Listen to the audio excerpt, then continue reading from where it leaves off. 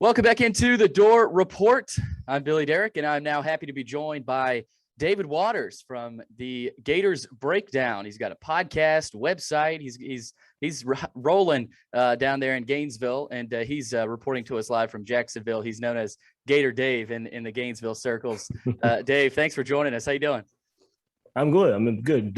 Glad to be previewing Gators for you again with Florida and Vanderbilt matching up in Gainesville. Yep, we did it last year, and second time on. I guess you're a friend of the pod now. So I want to start with the mood in Gainesville right now. Of course, last weekend was a shock to a lot of people. It was a shock to me. I'm sure it was to you as well. How would you describe kind of the fans' mood right now? And of course, coming into this Vanderbilt game, they obviously, I'm sure they're focused on Vanderbilt, but what's the mood, especially after last weekend?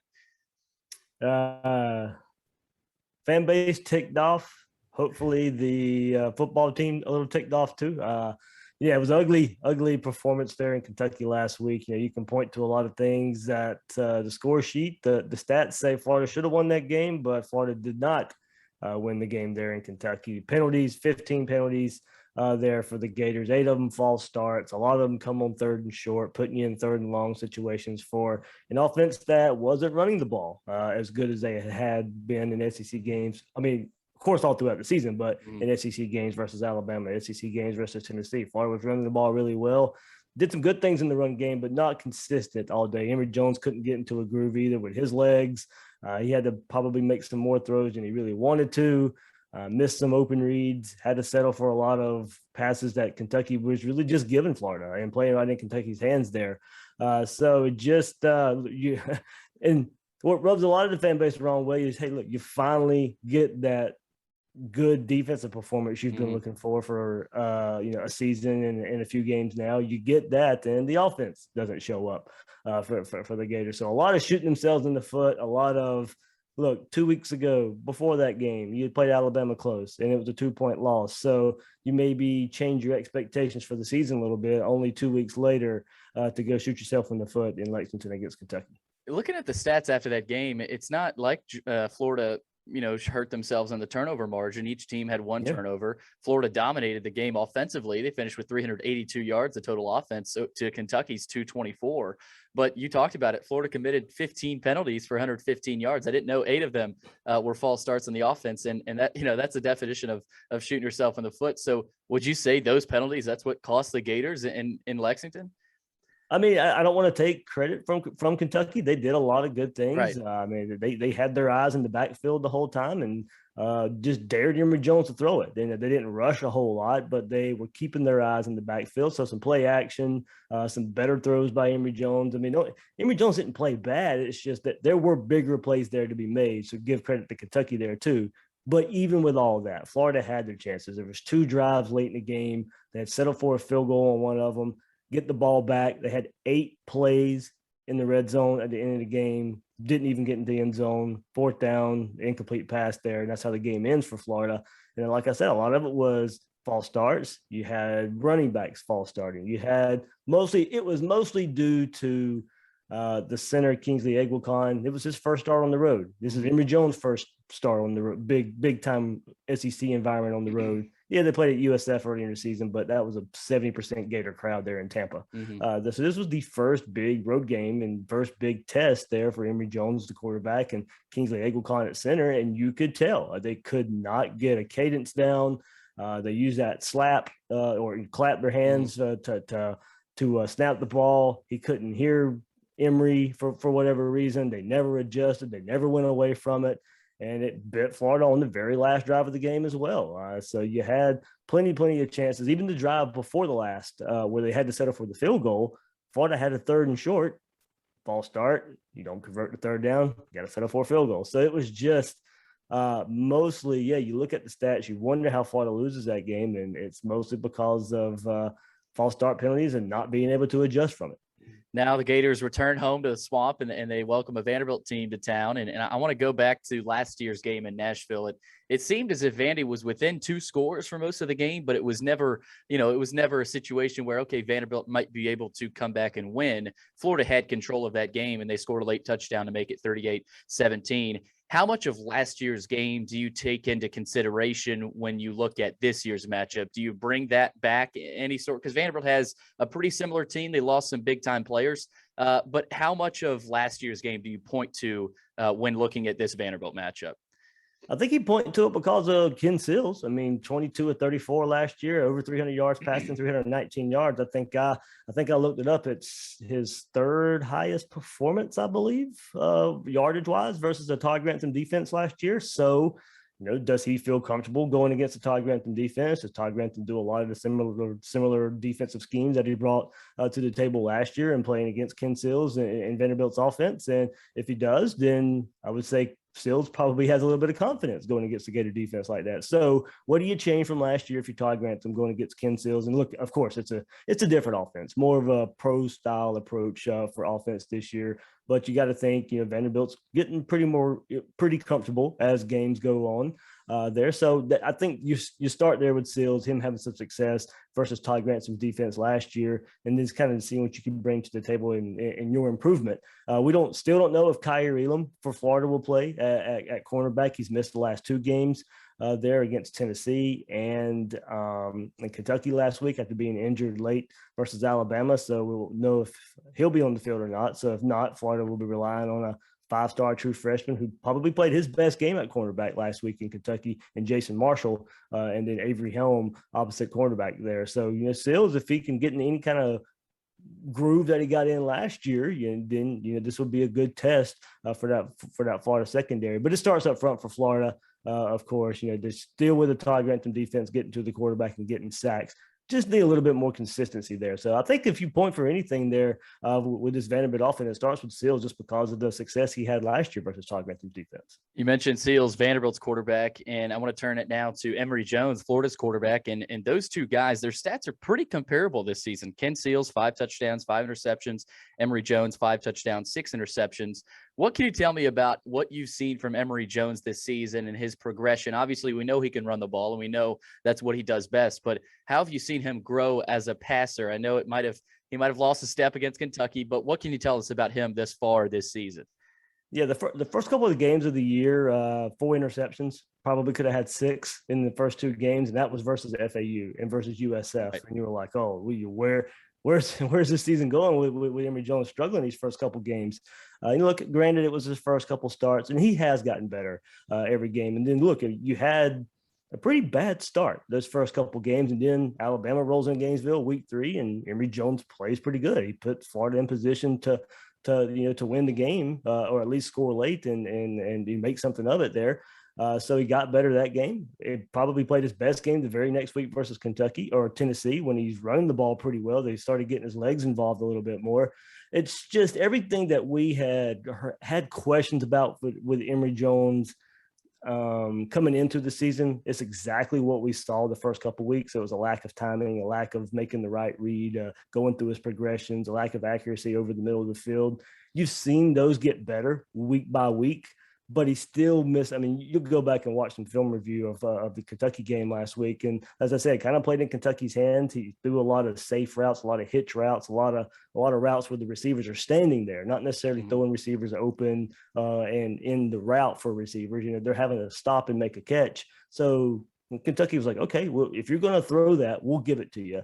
And there's plenty of times, at least in the first half, I count 3 or 4 of them, where there's a Florida receiver streaking down the middle of the field wide open, and he either doesn't see him, or when he does see him, he doesn't throw it. And it feels, okay, I got this play, I'll throw this one because I feel more comfortable throwing it. So it's just, does he have that next step of progression of being able to notice the open receiver and then have the confidence to throw to the open receiver?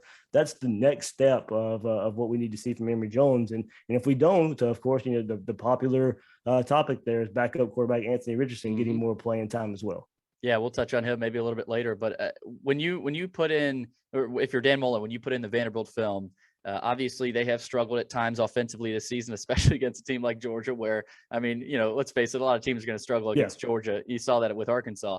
But when he puts in that Vandy film, offensively, defensively, what do you think stands out to him? And who are some guys that Florida is going to be keen on?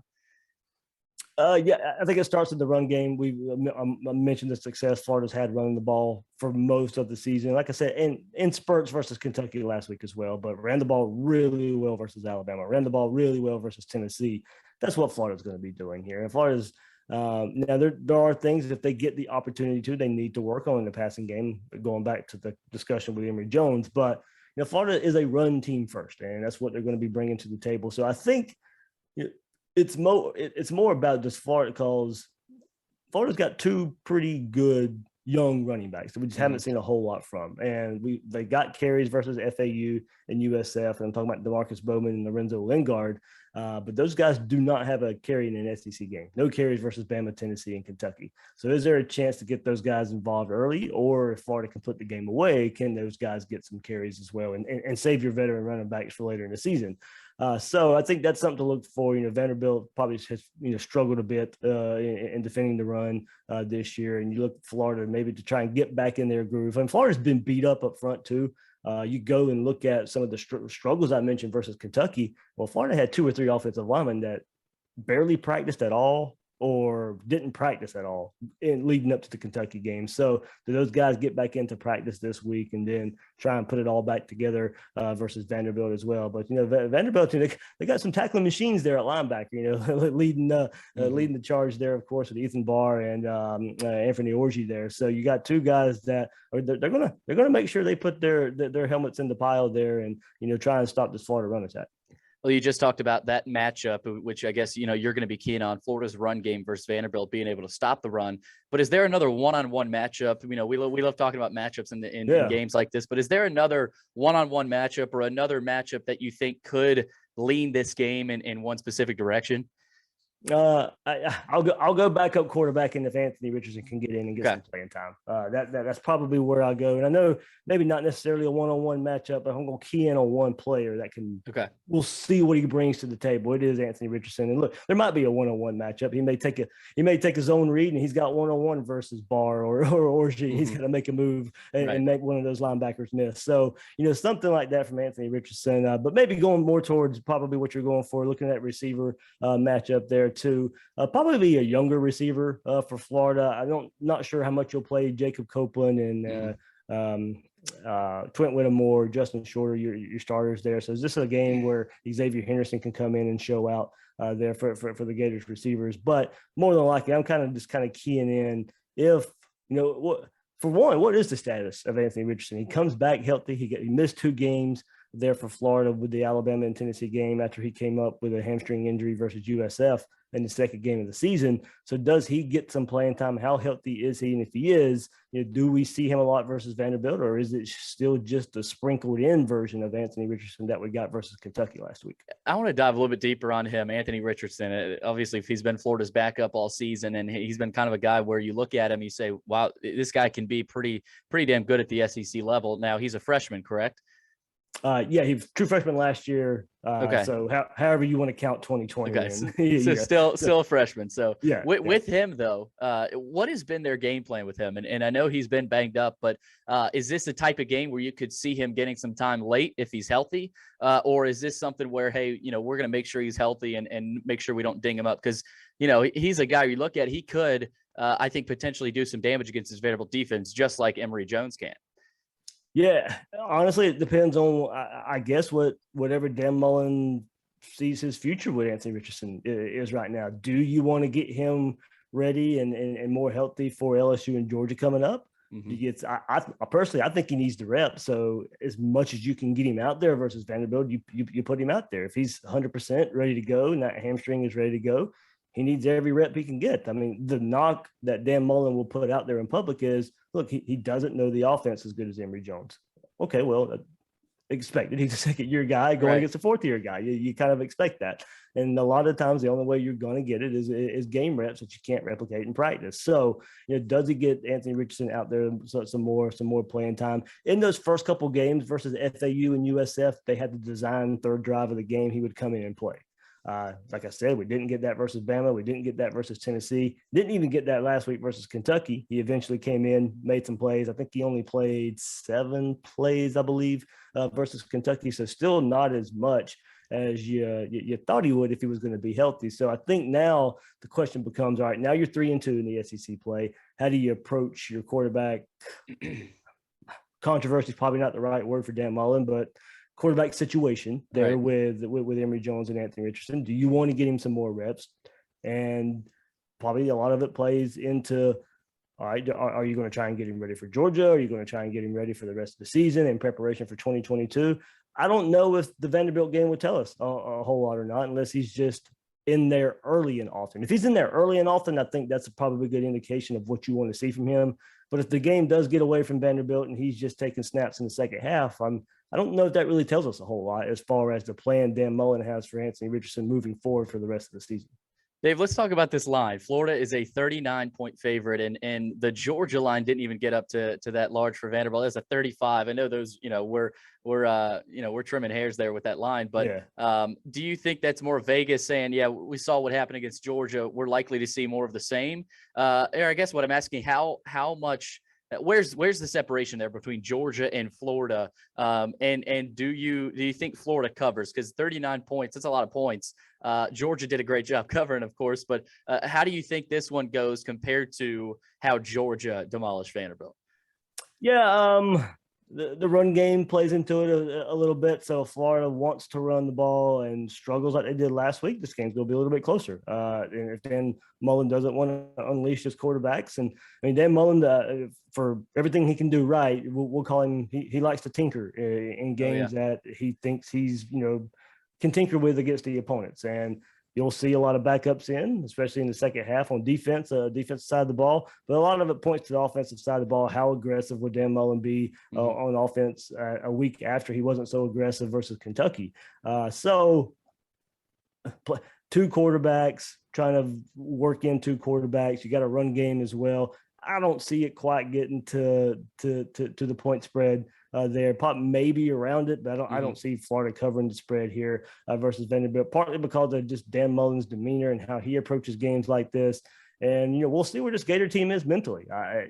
They can say all the right things in media sessions this week, but I don't know. We don't know how Florida's going to react to this. You can come out and play ticked off and put it on Vanderbilt, or you can say, woe is me, and there's no interest in a noon game at home, and you let Vanderbilt keep it close. So honestly, it's a lot about where Florida is mentally right now after that disappointing loss last week versus Kentucky. And Vanderbilt's gotten pretty unlucky with these matchups. Georgia, of course, last season, Vanderbilt was not able to play due to, that was on Georgia's homecoming. And now Florida coming in pissed off after a Georgia-Kentucky loss. So we'll see how that goes. But let's get your prediction here, Dave. It's, of course, a noon kick. So, anything we see, seemingly anything can happen in those early noon kicks, no matter where it is. But how do you see this matchup going, especially for the Gators at home after the Kentucky loss? Yeah, ultimately, I got a 42-10 Gators final score there. It's very tough with knowing how he'll rotate both quarterbacks in right now.